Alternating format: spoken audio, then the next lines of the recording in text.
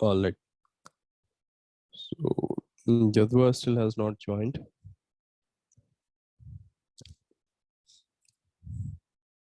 Okay. So from the previous chapter, any confusion remaining in the previous chapter? No, sir. All right. All right. Very good. Okay. So we ended the chapter with a discussion about amoeba. Okay. Okay. Can I ask few questions to you related to the previous chapter? Yes, sir. Yeah, sure. Okay. Okay. Okay. So do tell me that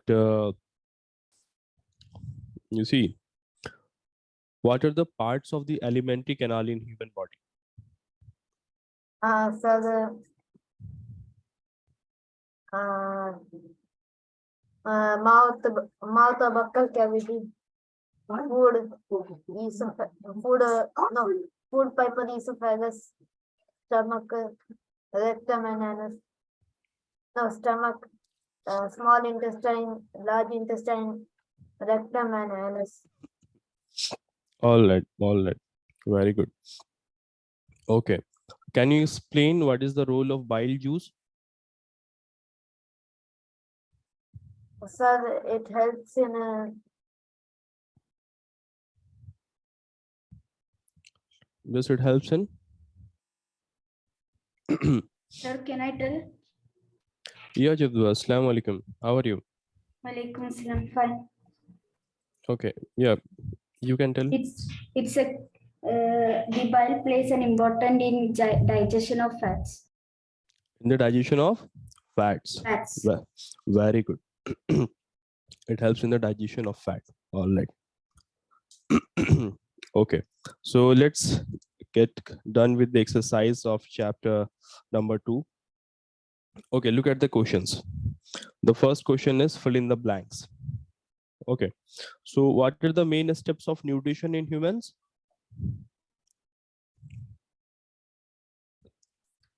cell ingestion, digestion, absorption. No, yes, no. Absorption, assimilation, and egestion. Ingestion. Right, Jadwa? That is correct. Yes, sir. Ingestion, digestion, absorption, assimilation, and their egestion. Yeah. See the second question. I think you guys can do these questions yourself, right? See question number 1, 2, 3, and all the questions given here. If you have difficulty in understanding the question, I will explain. Otherwise, these questions are going to be part of your assignment. Okay? Yes, Okay, sir. Yeah, that will be perfect. Okay. So see the questions here. In the second question, it's true, false, right? So digestion of a starch starts in the mouth, in the stomach. Is it true or false?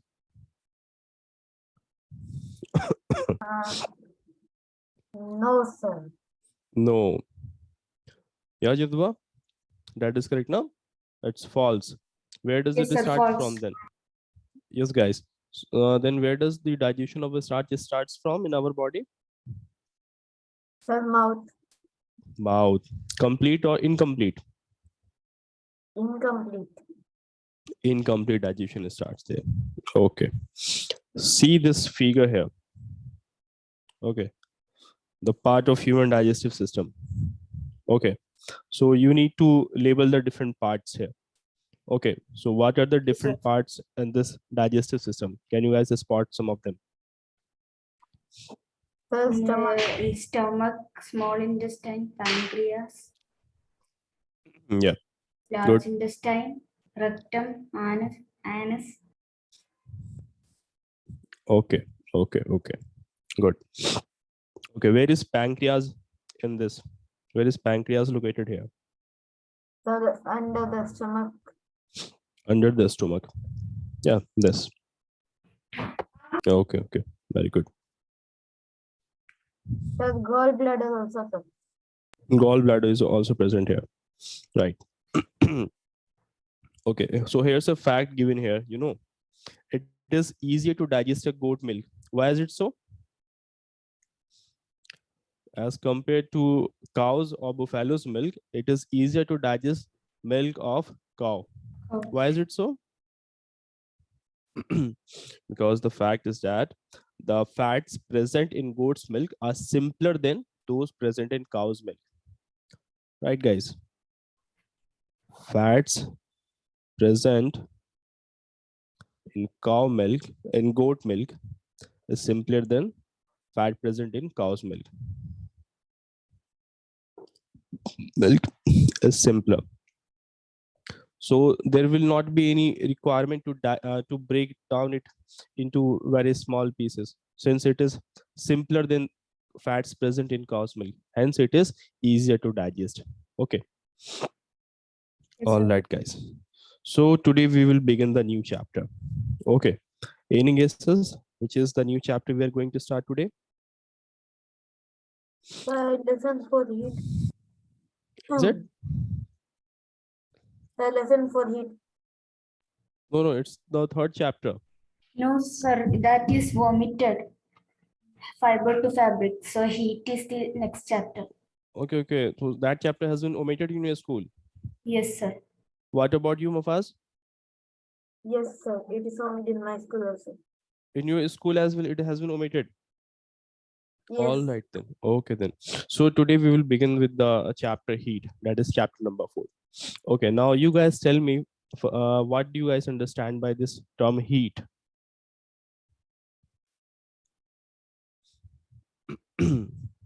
What do you understand by heat? Yes. Yes, guys. Any idea?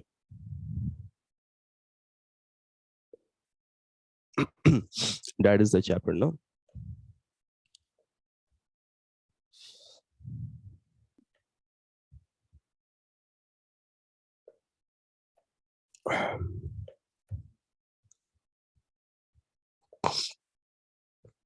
HEAT. Heat.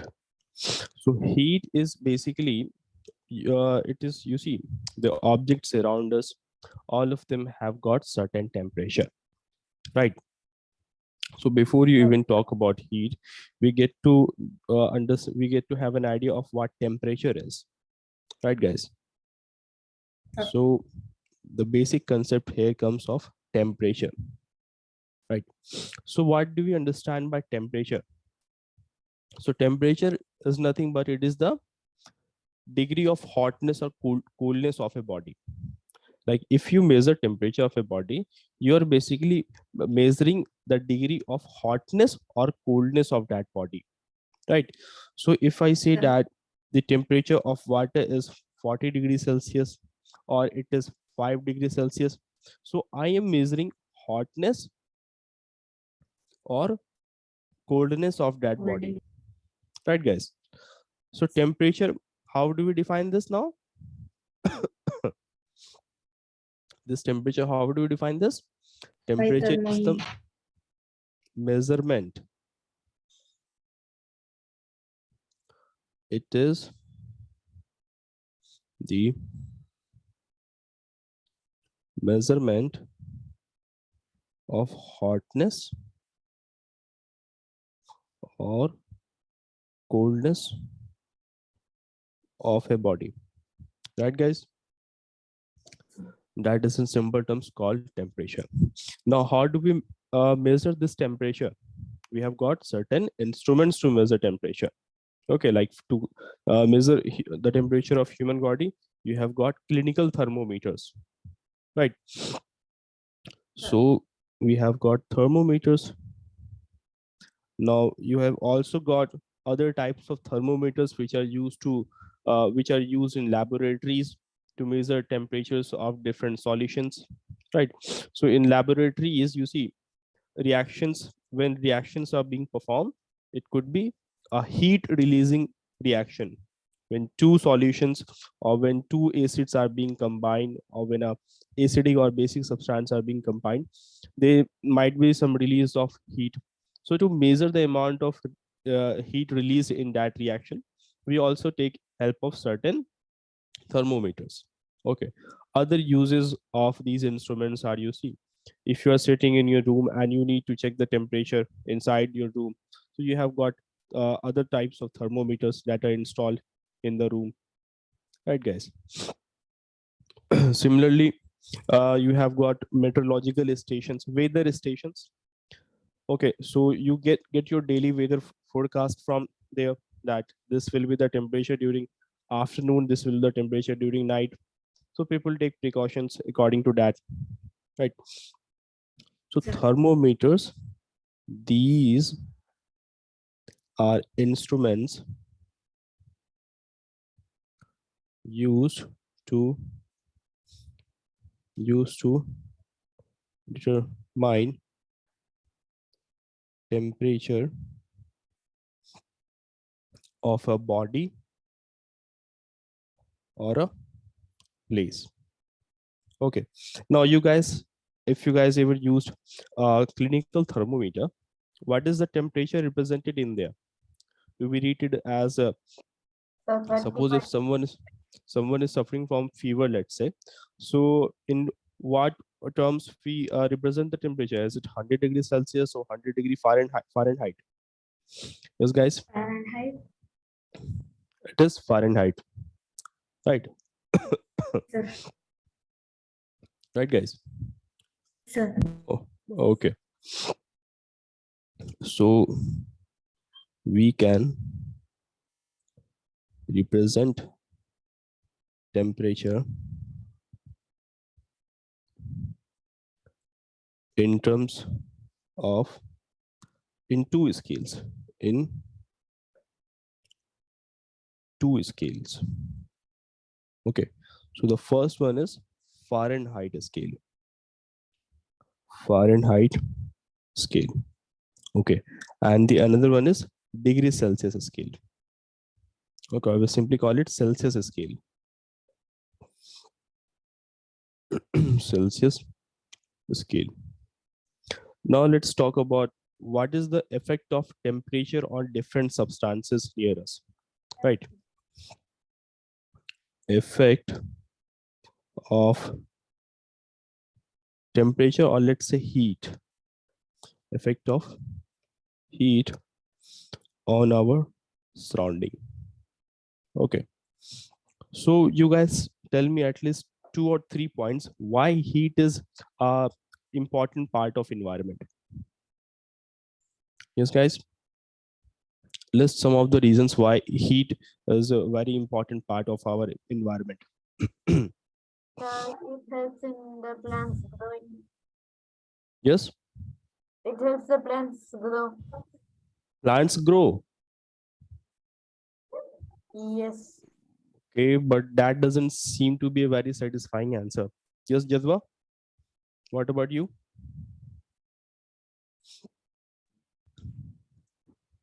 You see, if there is no heat, the water will not evaporate from the land, from the water bodies, right? From the plants, water will Sir. not evaporate. And we know that in the process of water cycle, water heat has got a very important role to play. So due to heat, the water is going to evaporate from land surfaces, from plantations, from vegetations. So that's why, so there you see in the water cycle, water turns to water vapor and it forms cloud, and then you get rainfall. So there we just saw that it has got a very important role to play, right guys? Sir. Okay. Yes. So we see that effect of heat on our surrounding. First reason you will state that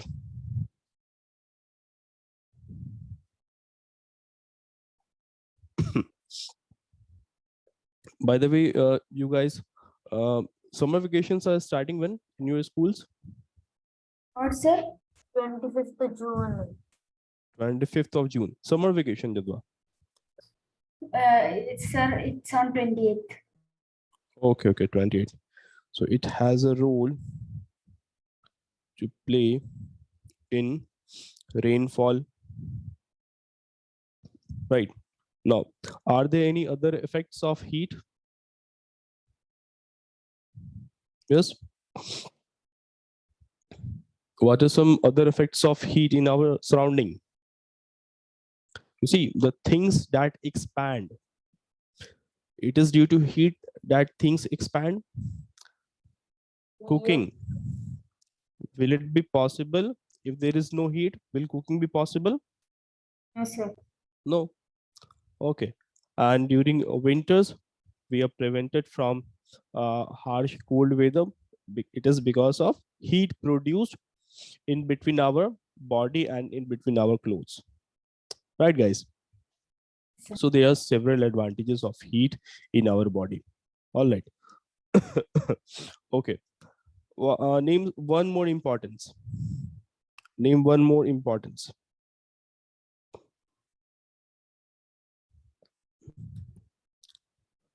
Prevents from cold, harsh weather.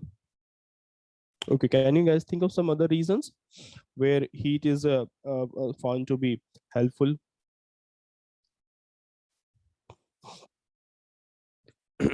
Yes, guys.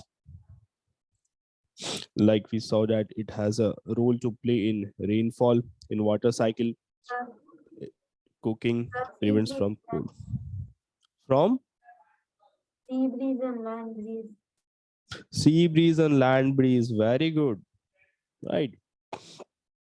In sea breeze and land breeze. So the flow of air, which we see in from seas to land and from land to sea, it is because of the difference in temperature. Right, guys? Yes, sir. So we will say that flow of air, that is wind. Okay. So why wind flows from a region, one region to another? Because of the temperature difference and pressure difference in that region. Right. So let's say this is region A here. Right, guys? This is region A, and this is region B. This is region B. So in first region, there is sunlight. Okay, there is proper sunlight coming to this region. And the second region, it has no exposure to sunlight. The weather here is very cloudy. It is cloudy, and the weather here is sunny. So obviously temperature here is going to be higher. Okay, and temperature in second region is going to be lower. So you guys tell me from where to where wind is going to flow? From region B to A or from region A to B? Region B to A. Region B to A. Yes, Mafaz? Is that correct? Look, the thing is now, if the temperature in a given region is higher, then the air pressure is going to be lower. If the temperature is higher, air pressure is going to be lower, low air pressure. And if the temperature is going to be lower, then air pressure is going to be higher, high air pressure. Are you getting this? Yes, sir. Yes, Yeah. sir. So we know that wind always flows from higher air pressure region to lesser air pressure region to lower air pressure region. So note this, wind flows from high pressure area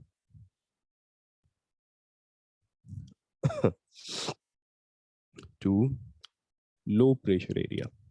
Right, guys? Okay. So that is how wind flows. So we just saw that there are so many utilities of heat for our survival. Right, guys? Okay. So now coming back to the thermometers which we were discussing, the Fahrenheit scale and Celsius scale. Okay. So let me just take the picture of the Fahrenheit scale. Okay. Just give me a minute and let me take it. Fahrenheit scale. Yes.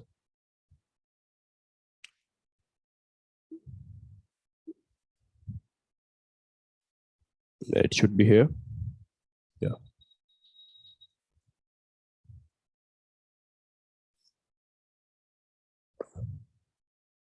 Yes. See this thermometer here. Okay. So first thermometer is a Celsius thermometer, and the second thermometer is a Fahrenheit thermometer. Okay.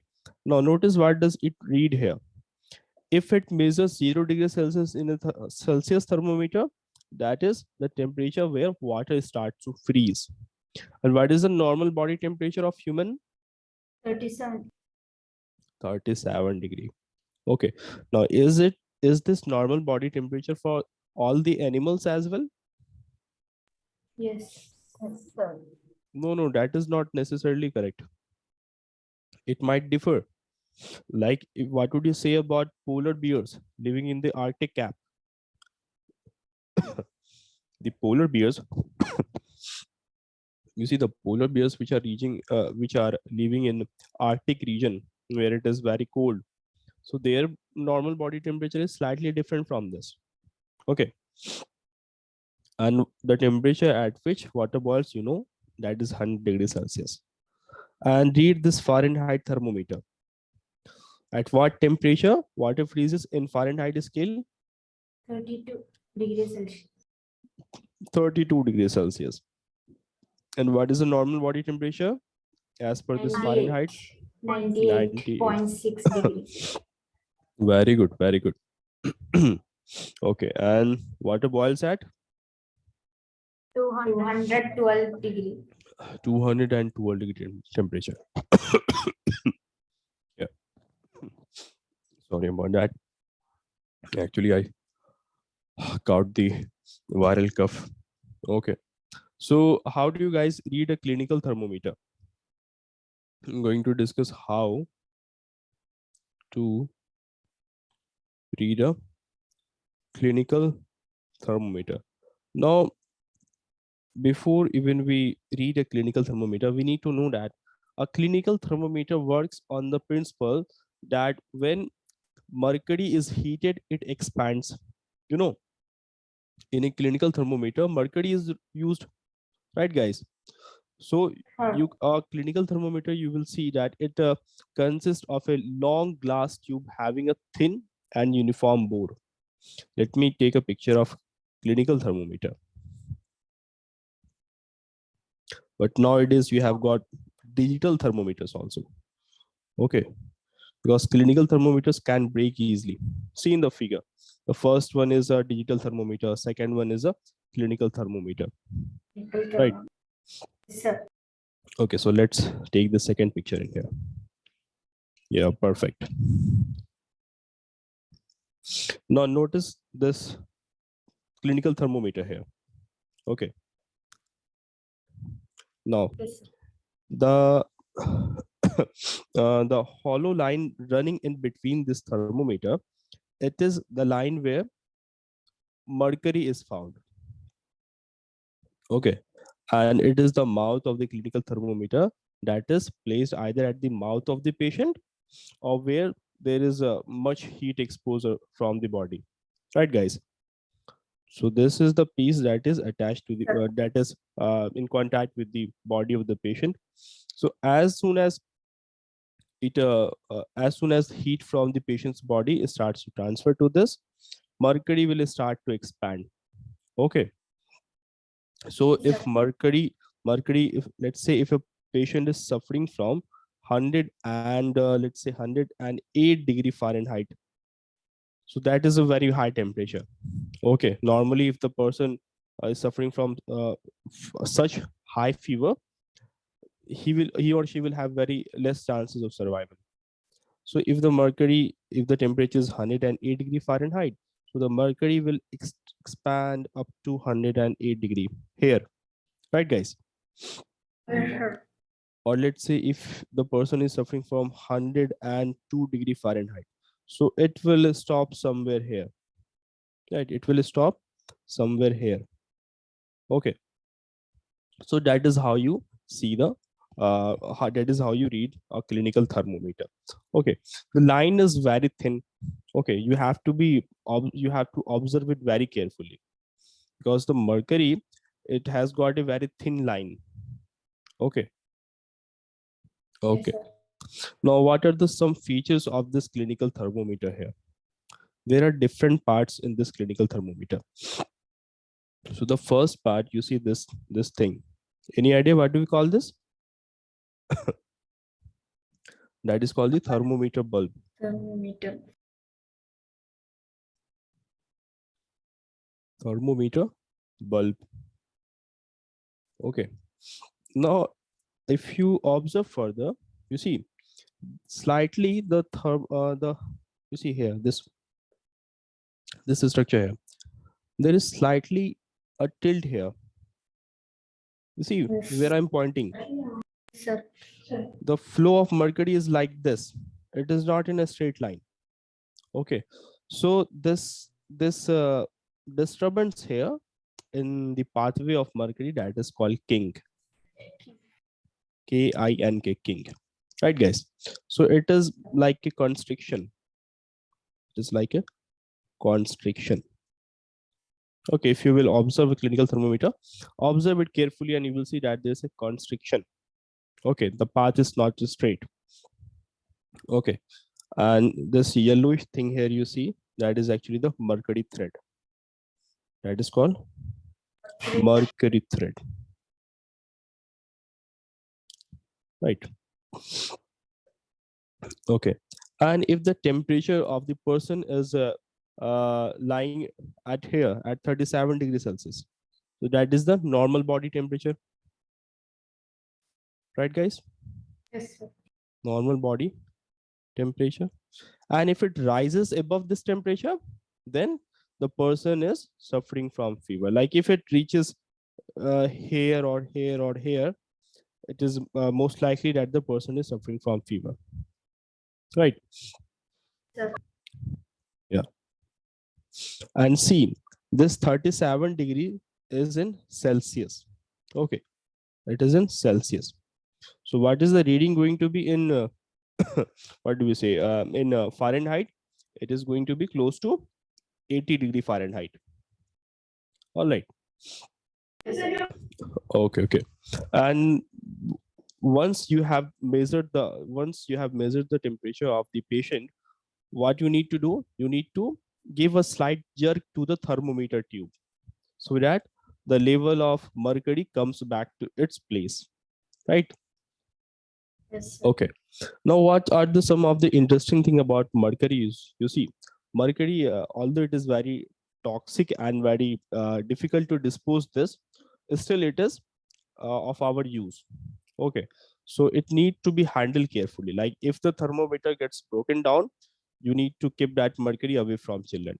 If the children ingulfs that, eats that, it is going to be toxic and very lethal for his health. Right? Okay. Yes, sir. And it should be not kept in direct exposure of sun, because if the temperature exceeds 108 degree Fahrenheit, the mercury will simply break the tube and come out. Okay. Okay. So nowadays, from clinical thermometer, people are shifting to digital thermometers. Right. Okay. So what are some of the precautions while taking measurement from a clinical thermometer? So we should not breathe the clinical thermometer. Yeah, very good. Precautions while taking measurement from a clinical thermometer. Okay, so first and very obvious thing is that we need to handle it with care. Okay, handle carefully, because since it is made up of glass, it might break easily. Okay, what else? Do not touch that bulb. Not touch it. Cool. Not touch the bulb, right? Not touch the thermometer bulb. Okay, because you are supposed to bring this thermometer bulb in contact with the patient. Okay, so do not touch the bulb of the thermometer. Okay, and always you can always use an antiseptic solution to purify this clinical thermometer of any bacteria or germs, right? So we need to wash the clinical thermometer with an antiseptic solution. Wash the thermometer with an antiseptic solution. Okay, and while you are taking the reading and while you are using it, one more thing you need to take into consideration is that the temperature is always lesser than 37 degrees Celsius. The temperature should be lesser than 37 degrees Celsius. Okay, and if the temperature is not lesser than 37 degrees Celsius, it is above or around 37 degrees Celsius, simply jerk it off, the mercury will come back to the bulb. Okay, so temperature reading on it should be less than 37 degrees Celsius, right guys? Okay, and you have got other thermometers also, like in the beginning I said you that you have got laboratory thermometer. Okay, now in comparison to the clinical thermometer, laboratory thermometers are very long. Let me show you the picture of a laboratory thermometer as well. Have you seen one?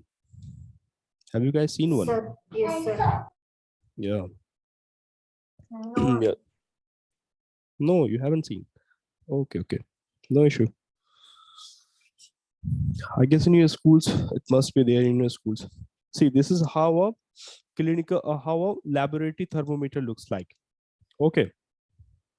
So it is basically a device which is used for measuring the temperature in a science laboratory.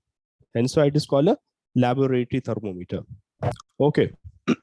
Now, what are the some characteristics of this laboratory thermometer? First thing, it is made up of a long glass tube having a thin bore. Bore is basically the hollow gap inside this tube. That is called bore, B-O-R-E. Okay. So this is your laboratory thermometer, right guys? Long glass. Okay. It has a thin bore. Okay. Now, if you notice it, where does the reading is starting from? Notice the minus 10 to it is 0 starting from degrees Celsius. Minus 10. okay, okay. It is starting from minus 10 degrees Celsius and it is ending to where? You know, this is 90 degree here. This is 100 degree and this is 110 degrees Celsius. So the temperature range of a laboratory thermometer ranges from minus 10 degrees Celsius. Here it is minus 10 degrees Celsius up to 110 degrees Celsius. Right. So this is the range of the laboratory thermometer. Okay. So temperature range, because you see, why would someone use a laboratory thermometer to measure the temperature of a patient suffering from fever? Because his temperature is not going to be around minus 10 degrees Celsius. Will the person be alive if the body temperature is minus 10 degrees Celsius? No, sir. No, sir. Or will the person able reach a temperature of 110 degrees Celsius? No, sir. No, because if the body reaches this temperature, the body will not be in solid form. It will start to evaporate. Right, guys? But in a laboratory, we have got so many experiments where the solution can reach a temperature in minus, or it can reach temperature, it can reach boiling temperature also. So temperature ranges from minus 10 degrees Celsius to 110 degrees Celsius. Remember this thing. Okay, I think that's it, which you guys need to know about the laboratory thermometer. Okay. Okay, any confusion in this? No, sir. Okay, now let's see how we measure temperature using a laboratory thermometer. Okay, so here in this beaker, we take here we have taken a beaker, let's say. Okay, put some hot water in this. Put some hot water in this, and this is how you hold the hold a laboratory thermometer? You don't hold it directly. You take help of this structure, right? So that is how you hold the laboratory thermometer from its glass tube. Okay, so you will observe that a shining thread of mercury will start to rise. If the water is hot enough, you will see from here, a shining thread of mercury will start to rise. It is very simple. There is nothing much complicated in observing the measurement. If you can ask the teacher in your school whether they have got a laboratory thermometer in lab or not. Ma'am, I saw it. You saw it? Okay, Yes, okay, sir. Sir, very good. Okay, and what are the precautions which we need to take while we are using a laboratory thermometer? sir, we should hold that laboratory thermometer with that structure, with that Uh, thing. yes, Mafaz, bring the mic closer to you. Sir, we should hold the laboratory thermometer with this the Yeah, thing. very good. With this thing. Hook. Hook. Okay, because if the temperature of the hot water or any given solution in this beaker is 70 degree, 80 degrees Celsius, so if we directly hold it, we might get injured. Okay. Now another thing is that you need to hold it vertically. Okay, so let me write it. Precautions while, you guys just think of other reasons as well. Precautions while taking readings on a laboratory thermometer.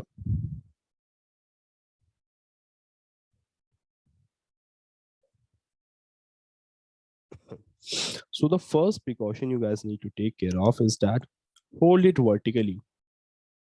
Hold it vertically. Okay.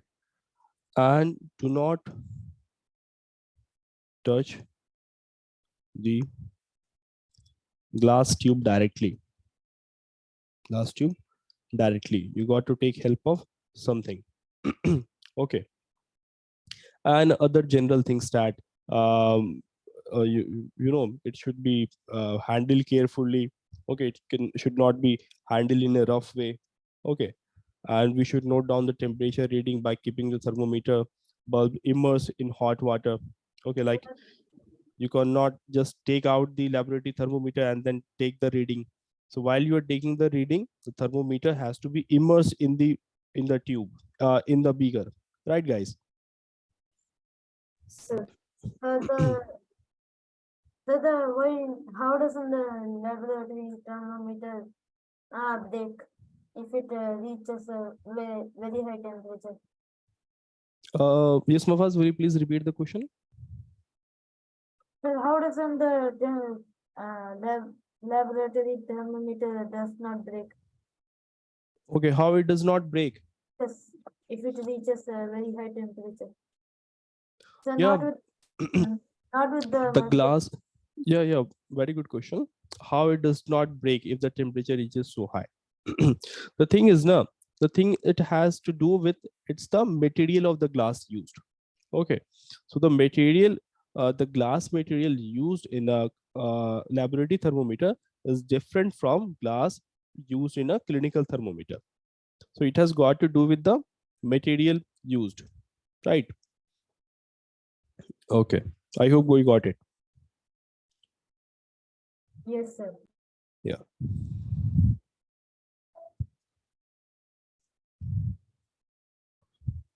And you guys need to take notes of the class also.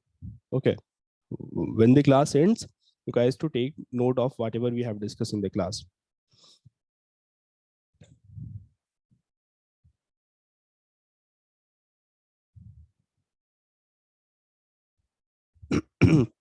Okay, so that is the precaution which you guys need to take. Okay, now another characteristic of heat, which you guys must be aware, that heat transfers from one body to another, right? Heat transfer from a hot body to a cold body. Heat does not stay at the same place, right? So heat flows from a hot object to a cold object, right, guys? So if you were to observe it, what actually goes there, let's say this is a metal rod. This is a metal rod here. Okay. And here I am heating this. Say I am heating this thing here. Okay.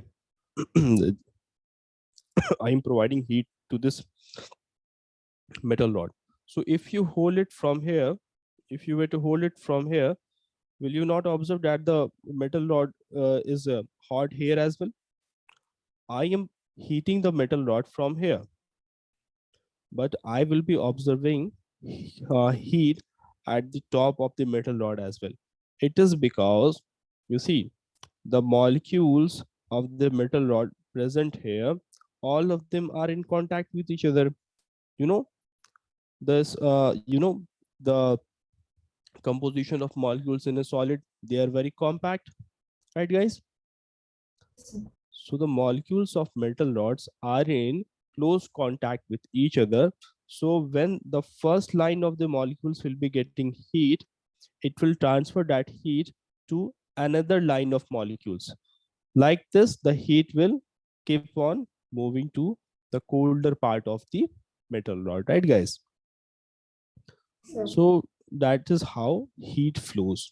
Okay, that is, it flows from a cold region, from a hot region to a cold region.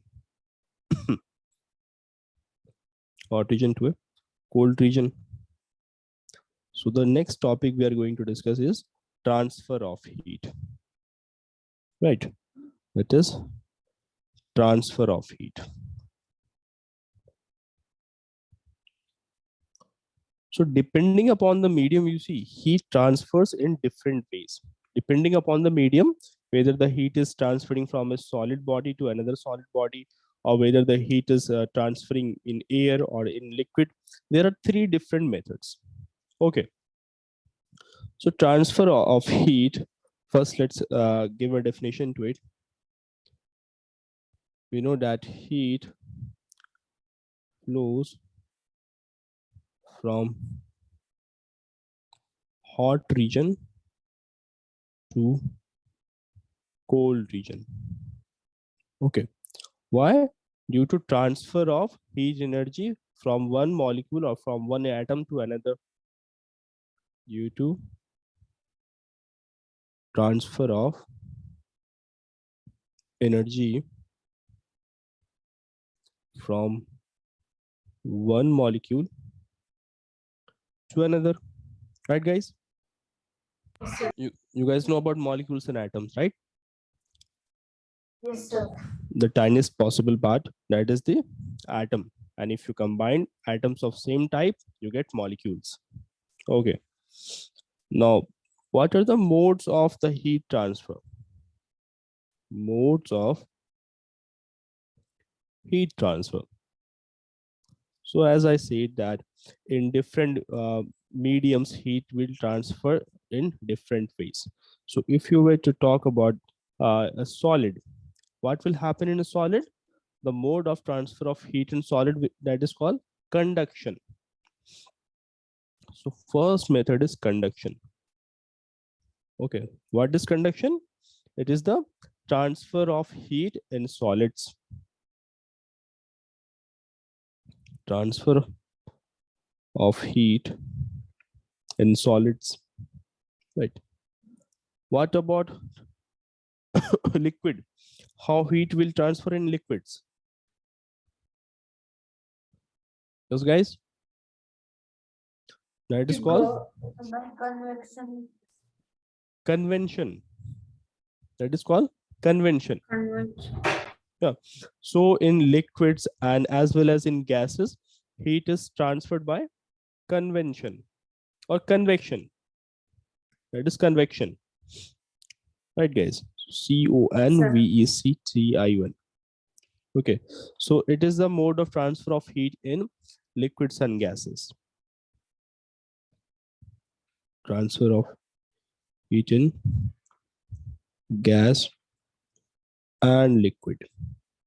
Okay, now there's one more mode of heat transfer that is called radiation. Okay, and that happens in air only. Okay, or it happens in From the vacuum sun, also. heat comes to another process. Exactly. Like if you see the sun's rays which are coming to earth, not atmosphere is present all along the path. Okay, there is vacuum also in between sun and earth. This is your earth here. Okay, this is the blanket of atmosphere covering the earth, and sun is far away millions of kilometers. This is sun here. So in between this atmosphere and the sun, there is vacuum only. There is no air. So the it is so here you have got radiation. This is how heat transfer from sun to earth. That is called radiation. So it is the mode of transfer of heat in vacuum. Transfer of heat in vacuum and air as well. Okay, since when it reaches the atmosphere of earth, then also it is applicable, right guys? So we will discuss each of them in detail now. Conduction, convection, and radiation.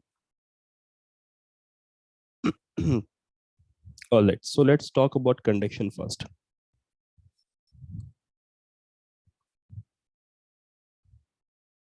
Conduction, yes. So conduction, what happens here, as we said earlier, that it is simply the mode of transfer of heat from a solid one solid material to another solid material, or from one part of a solid material to another part of solid material.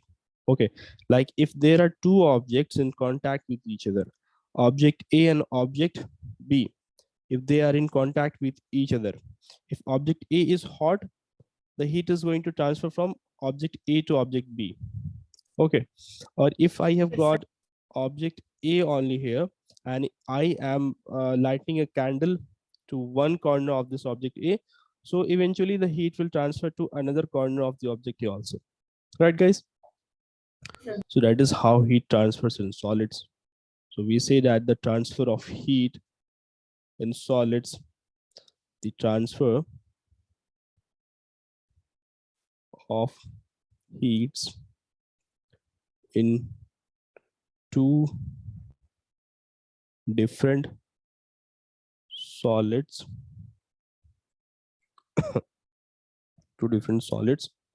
or from one part of the solid to another part